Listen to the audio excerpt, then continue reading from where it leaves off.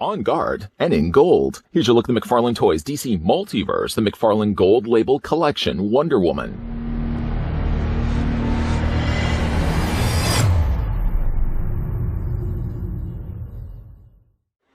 From the mind of Todd McFarlane comes one of the most beloved and iconic DC superheroes of all time. Reimagined to be clad in armor of his own design, Todd McFarlane wants to encompass the wondrous power and majesty of Wonder Woman in a new look with his own spin.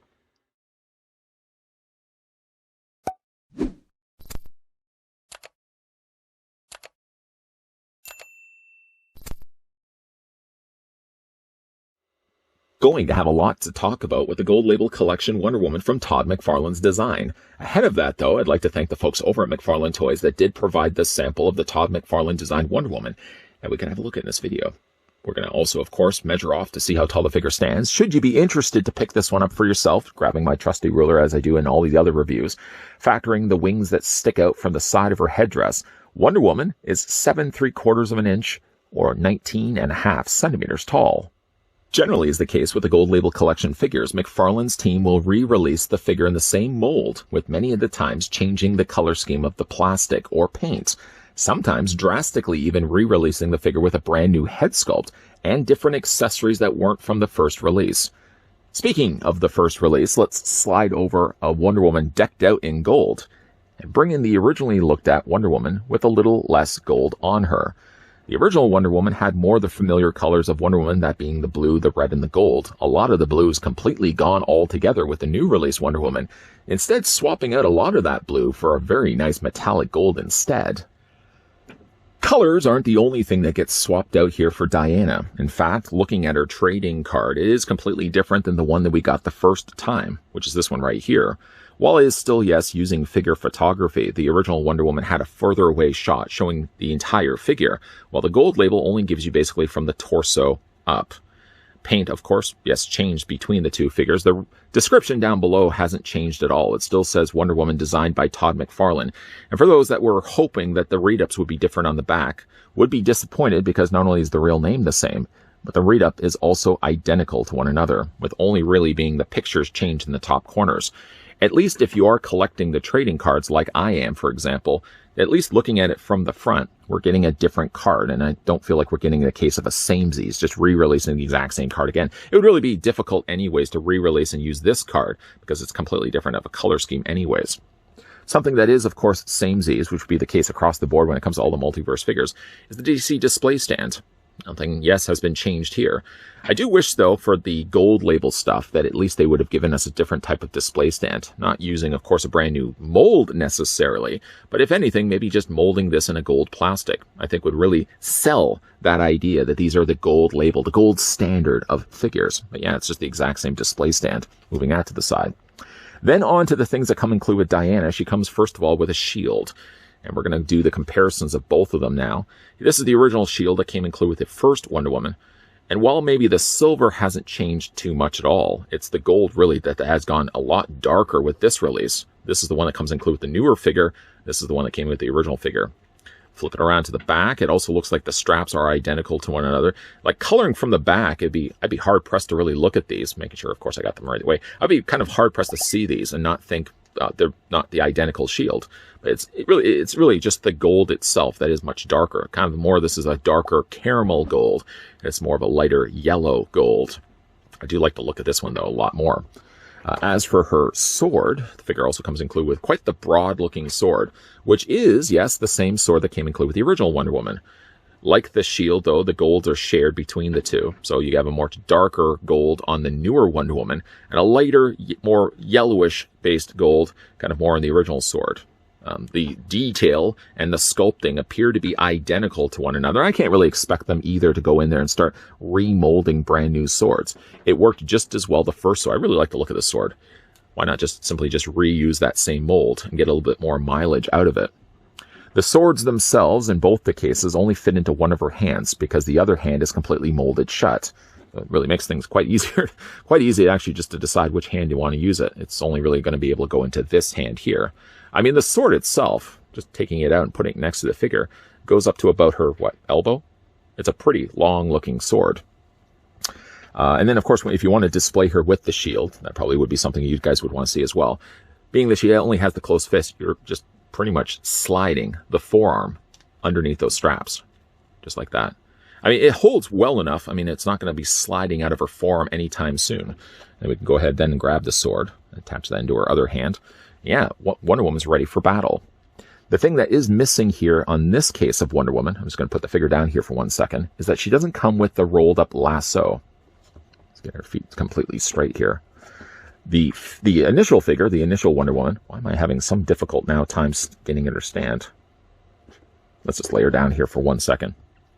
The original Wonder Woman, and we'll do more comparisons of the two figures in a second, actually did have the wrapped up lasso that looped onto the side of her belt. The belt loop is still there and present on the newer Wonder Woman, but you don't have a lasso that's going to loop over top of it.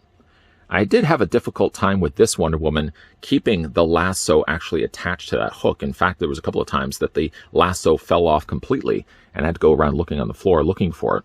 But yeah, it's just to plug into the side of the peg. And I mean, really, too, you could take the Wonder Woman that we get now with the gold label release and use that same peg. The peg's just located off to the side. So yeah, if you wanted to, just use that lasso from the original released Wonder Woman and attach it, though, the same way. It doesn't even have to attach in that little opening. That's where I like to put it. You can also put it that way, too, and that works a lot easier, too. Instead of this lasso, and I think maybe it's the sword and the shield that's making her so heavy. Here we go. Instead of this lasso, which again is the one that we got the first time around, we actually get ourselves a much more elaborate looking lasso. And I really like the look of this. It's still using softer plastic, but at least it's something that she can hold into her hand. They have kind of deliberately given her a little loop here that you can take that and fit that into her hand like this. And admittingly, I have to say it does sit a little loose in her hand. You may even want to have to go in there with a hair dryer or even submerge the hand in hot water just to kind of make the grip a little more narrower. But yeah, it does fit into her hand. It just doesn't fit in very well at all. And for obvious reasons, because of course it's molded like this, there's no way you'd be able to wrap it up and attach it onto the side of her belt. At least though, they did give you a brand new lasso. I just unfortunately wish it was something that fit a little bit better into her hand. As you can see, yeah, it's just sits a little loose. It's like one of those cases where you have to sacrifice it holding that properly in order for her to hold the sword, because the handle of the sword is way too thick. And that fits actually quite well into her hand. So those are the accessories that come included with the two different Wonder Woman figures. Again, a lot of samesies. The things that are at least the same mold-wise, they have changed the color scheme. So you do feel like you're not getting just a repeat color-wise as well. Speaking of color-wise, once again, we can bring in the original Wonder Woman so you can see the difference between the two.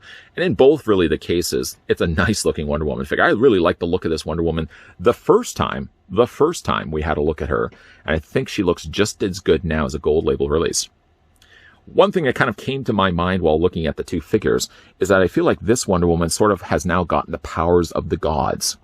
Often the times when you usually play like video games, you eventually, if you're playing a character that battles against the gods, they always seem to get themselves like a god armor. And I kind of feel like I get a little bit of that vibe while looking at this Wonder Woman. I mean, mold-wise, it is the exact same. Some of the sacrifices have been made, like for example, the shoulders on the initial Wonder Woman did have two colors being used, the silver and the red. The newer Wonder Woman, of course, just forfeits that instead of using an all darker gold. But yeah, again, looking at it, it really much reminds me that Wonder Woman's been battling the gods and has inhabited or inherited the god armor. And that's essentially what we're getting right here. Looking again, when you're looking at the two figures, the torso-wise is really where a lot of the initial blue was. It's gone completely here with the newer release. And one thing I do like attention to detail is the little strings right here, the little straps that go across the front of her torso. Because it was matching the coloring of the red, it sort of just blended in. I do like on this one, being that it's not attaching to anything, the gold's a little further off to the side, that the straps stand out a lot more. The belt seems to be the exact same. The little part of clothing that actually drapes down the front, the little skirting there, seems also identical, although this one here is the darker blue versus the lighter blue. And when we're looking at like the shins, for example, you have much more metallic silver being used for the calf guards. And it's gone for the knees. What they've done instead is they've used the same gold. At least I would say, at least for the gold, a lot of the gold does blend. I mean, when we're looking at this Wonder Woman, a lot of that lighter lemon gold actually was in the torso, it was on the arms here, and it was also on the lower belt. But at least what they did end up using for the gold that they did on this figure, so like the little wings, for example, that stick out the side of her headdress, at least are still the matching gold that's on her shoulders, it's on her guards, or arm guards, in front of her torso, down the side of her leg, and also in her knees too. So it doesn't feel at least like the paint is abruptly changed at all. Like it seems like all the gold still stays pretty consistent. Even like the little gold that's on the side of her armband seems pretty close enough to color to the rest of the gold that they end up using. And I think that this is molded likely in gold plastic, and they haven't necessarily gone in and painted it. Face sculpt, though, is just the same as it was before. Get a closer look at what you guys can see there. I do like, the headdress. This works really well for a character like Wonder Woman to have sort of these wings that stick out the top of her headband, her headdress here that she wears, her tiara, if you will. It's still a pretty head sculpt. Again, we're going to bring in the original one so you guys can see. Would you see if there's a difference other than really just like the tiara? But the only thing that really is changed between the two. The makeup seems the same.